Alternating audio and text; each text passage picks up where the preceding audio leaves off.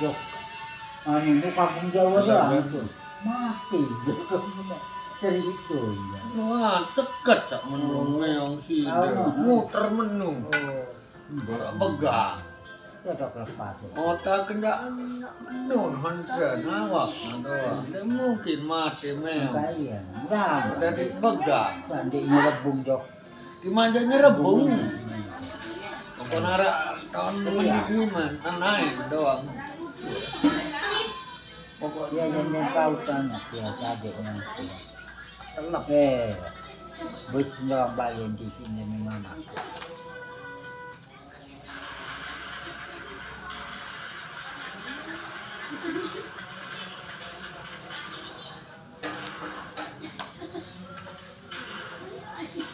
Nah, yang dia serani kayak ini, betul.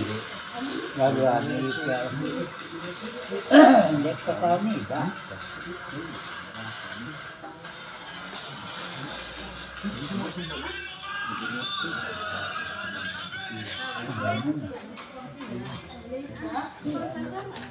Ada nasi akan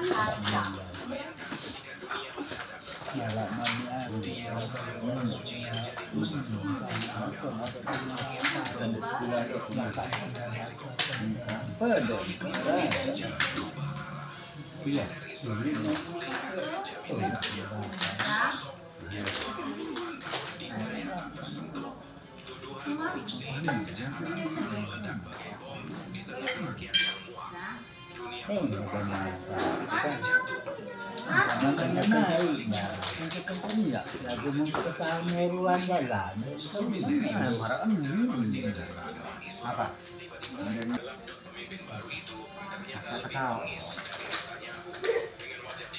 Dengan kebuka-buka saya hebat di kopar, balap-balap tes, lakukan buka, ya apa kelerakan kan?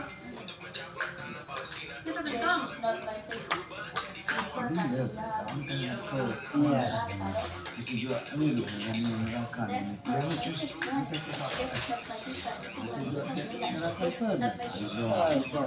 saya. Ada kopi kaputan dan mengharapkan informasi lagi.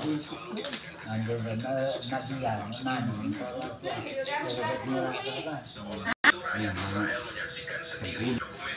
Nani antara Mesa ditanya itu ya.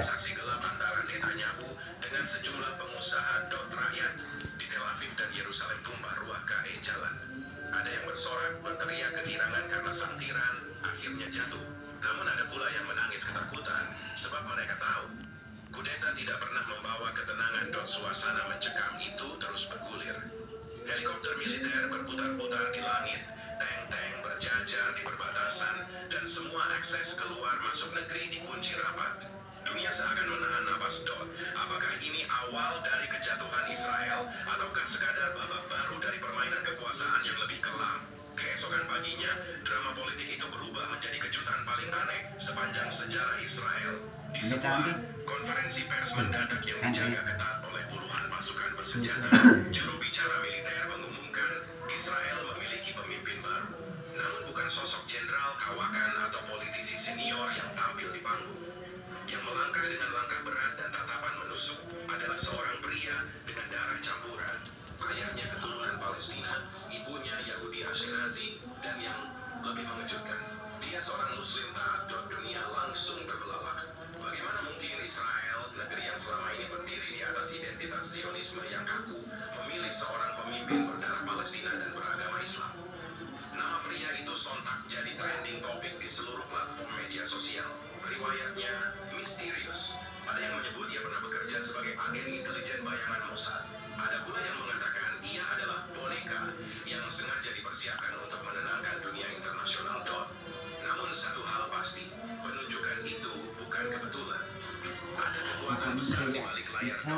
Awalnya koma reaksi dunia Islam dengan lemon tiap kali kesiaran melangan hingga Indonesia memberikan masjid baik gerak. harapan muncul. Kok selalu tidak cak Mendapatkan keadilan. berkebun nikah Sejumlah orang akan Ini ku menyalakan gede-gede kembang kah api rasa sebagai berat. simbol kemenangan. Yang Simbolis benar. seorang Tadi muslim memimpin Israel, Aduh. tetapi tidak semua percaya. Juga Kalangan tes ulama kudi di Timur naik Tengah apa nih? mengingatkan, hati-hati dengan Yang euforia betul. bisa jadi pilihan jebakan. Media alternatif di Rembe, Lebanon dan pas Iran ngeri, membeberkan analisis ngeri, militer Israel tidak pernah memilih pemimpin secara acak. Jika sosok ini naik, ada agenda gelap yang lebih besar. Wajah pria itu sendiri menimbulkan teka-teki. Ia berbicara dengan nada datar tanpa ekspresi, seolah menyembunyikan amarah yang mendidih. Kata-katanya singkat namun penuh kuasa. Era Netanyahu telah berakhir, era saya baru dimulai. Sorak-sorai selama beberapa tahun sebelumnya perlahan berubah jadi bisikan ketakutan. Siapa sebenarnya pria ini? Mengapa militer Israel yang terkenal anti-Palestina justru mengangkat keturunan Palestina sebagai pengganti bayangan misteri menggantung di udara? Semua orang menunggu langkah pertamanya. Apakah ia akan membuka jalan damai? Ataukah justru menyulut api perang yang lebih besar? Tidak ada yang tahu, kecuali satu hal. Sejarah baru Israel sedang ditulis dengan tinta darah dan intrik.hari hari pertama kepemimpinan pemimpin baru itu seolah menjadi tontonan dunia. Setiap ucapannya dibedah, setiap gestur